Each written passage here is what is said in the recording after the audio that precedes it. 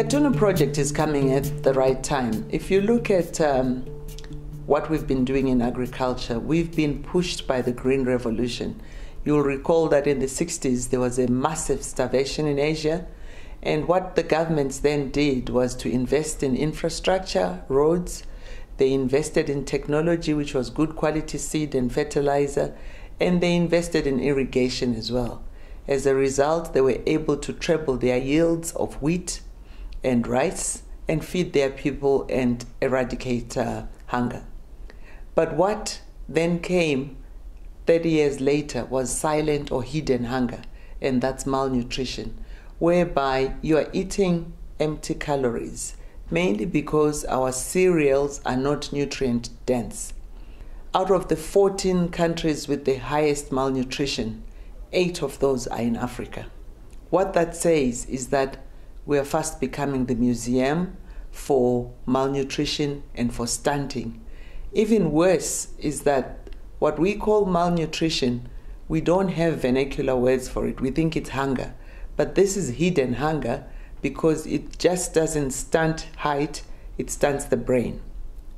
Now, if you play that out, that if 1 in 2 children are stunted at birth, 30 years from now, 40 years, if 1 in 2 are stunted, it means half the population in Africa is not only dwarfed physically, but is dwarfed mentally. And that's why we call it hidden hunger. It's not something you touch and see, but if we don't arrest it now, something drastic will happen to Africa. We will be followers instead of being leaders because our minds are dwarfed. Now, where we see opportunities is that we've been fighting for a green revolution where we talk increase yield, increase income, more. Can we go back to the same agriculture and look at little twitches we can put to bring a nutrition intervention so that the same smallholder farmer who is growing maize can diversify and have maize and a bean crop on the same land, can be allowed more acreage to grow what we call the female crops so that they are nutrient-dense foods that they can harvest for their children. Another exciting thing is that what we have neglected as Africa is livestock. Eggs are the most nutrient-dense food that you can get, but most of our culture says when you're pregnant, don't eat eggs, they're not good for you. When you're a child, wait until you're mature, otherwise all sorts of diseases are associated with that. The other thing is meat. It's always the backbone for the fathers and the soup for the mothers and the children. And yet that's the nutrition they need to develop their brains and to grow. So what ATONU is bringing is, can we look at interventions in the agriculture value chain that allow people to grow more food, but more important, grow nutritious food, particularly in farm families. And our focus is on women. Because if you've got a woman who is going into pregnancy well-fed, the chances are they will give birth to a well-fed child, they will be able to yield a lot of milk, and as a result, you will have a healthy society, regardless whether the child is a boy or a girl.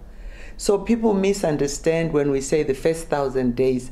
We are talking about the time of 9 months in pregnancy and the time of birth up to the time the child is 2 years. Now, this has been defined as the critical window where if you get it wrong, chances of reversing malnutrition and its consequences diminish. So let's focus on women, make sure they're well fed as they go into pregnancy, as they breastfeed. Then we can then boldly say we are making agriculture work for nutrition. This way, ATONU will provide design tools to enable nutrition-sensitive interventions within the agriculture value chain. Unfortunately, the solution has always been vaccine, vitamins.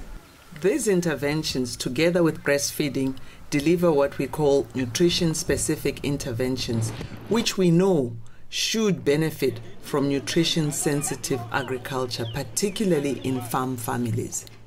But agriculture, not just food, agriculture through income, agriculture through women empowerment, agriculture through behavior change, and agriculture through critical interventions from planting to harvesting, reducing the aflatoxins, which then cause diseases, the post-harvest storage, the marketing to increase the income, and the behavior change where we infuse knowledge on which are the nutrient-dense foods that mothers should feed.